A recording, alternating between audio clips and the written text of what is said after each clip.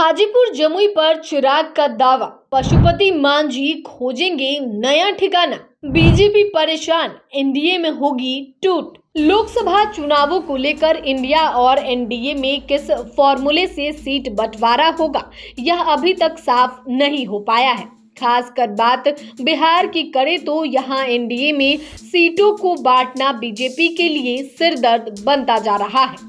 इसकी सबसे बड़ी वजह हाजीपुर है। वहीं अब अचानक ही जमुई की भी चर्चा शुरू हो गई है, यानी कि बिहार में बीजेपी के लिए फॉर्मूला 40 की तलाश करने से ज्यादा बड़ा मुद्दा फॉर्मूला हाजीपुर और फॉर्मूला जमुई तलाश करना है। हालांकि बीते दिनों बीजेपी ने इशारों में चिराग पासवान को रामविलास पासवान का असली उत्तराधिकारी बताकर बड़ा संकेत दिया था, लेकिन एक सच्चाई यह भी है कि हाजीपुर को लेकर अभी तक कुछ साफ नहीं हो पाया है।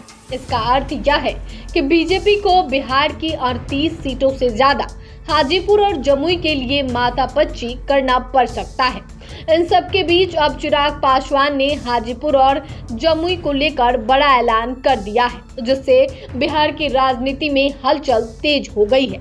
ऐसे में आइए हम इस वीडियो में चिराग पासवान के ऐलान और उस पर पशुपति पारस और जीतन राम मांझी के संभावित रिएक्शन और बीजेपी की बढ़ती परेशानियों की चर्चा करेंगे। आपको बता दें कि चिराग पासवान ने हाजीपुर और जमुई को लेकर बड़ा बयान दिया है।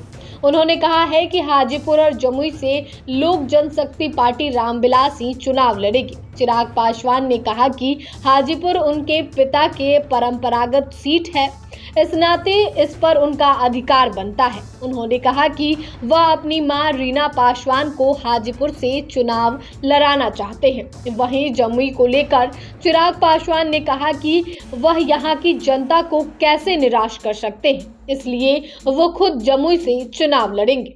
यानी कि चिराग पासवान ने हाजीपुर और जमुई दोनों ही सीटों पर दावा ठोक दिया है। उन्होंने यह भी कहा है कि अगर कोई ऐसी स्थिति बनती है कि मां रीना पासवान हाजीपुर से चुनाव लड़ने के लिए तैयार नहीं होती है, तो फिर लोक जनशक्ति पार्टी रामविलास का संसदीय बोर्ड जो अंतिम फैसला लेगा वह हमको स्वीकार करना होगा।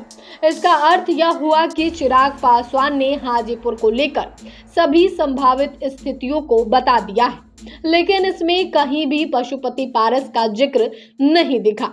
देखें तो चिराग पासवान का यह बयान बीजेपी के तरफ से उस टिप्पणी के बाद आया जब नित्यानंद राय ने दिवंगत रामविलास पासवान की तारीफ करते करते यह कहा था कि चिराग पासवान उनकी विरासत को अच्छे तरीके से संभाल रहे हैं।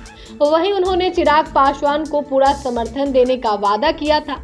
नित्यानंद राय के इस बयान के बाद से ही ऐसा कहा जाने लगा था कि हाजीपुर और जमुई लोकसभा सीटें चिराग पासवान के हिस्से में जा सकती है।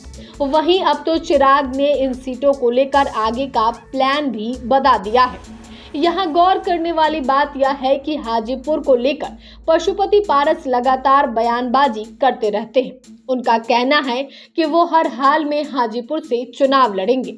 हालांकि बीते दिनों हाजीपुर से जुड़े सवाल पर पशुपति पारस जिस तरह से भड़क गए थे, उसके बाद से ऐसा कहा जाने लगा है कि शायद उन्हें एहसास हो चुका है कि बीजेपी का समर्थन चिराग के साथ है, इसलिए हाजीपुर उन्हें नहीं मिल सकता है। वहीं अब बीजेपी के बाद चिराग पासवान के बयान से लोगों का यह अनुमान सही होता दिख रहा है। इसके साथ ही जमुई सीट को लेकर मांझी भी दावा कर चुके हैं। हालांकि जमुई चिराग पासवान की सिटिंग सीट है, ऐसे में बीजेपी उनसे जमुई वापस लेगी यह शुरू से ही मुश्किल दिख रहा था।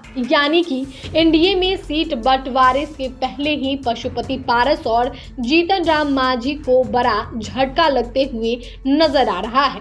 खासकर बात पशुपति पारस की करें तो वह हाजीपुर को लेकर जिस तरह से सख्त बयानबाजी करते रहते हैं, ऐसे में हाजीपुर छीनने की स्थिति में उनका क्या रिएक्शन होगा, इससे एनडीए की एकता का भी फैसला हो सकता है। देखें तो अगर किसी कारणवश पशुपति पारस, जीतन राम मांझी या फिर चिराग पासवान बीजेपी से नाराज होते हैं और इनमें से कोई भी एनडीए से किनारा करता है तो बीजेपी के लिए इस नुकसान की भरपाई करना मुश्किल हो सकता है। ऐसे चिराग पासवान के दावों के बाद बीजेपी का फॉर्मूला हाजीपुर और फॉर्मूला जमुई क्या रहता है, इस पर सभी की नजरें रहेंगी।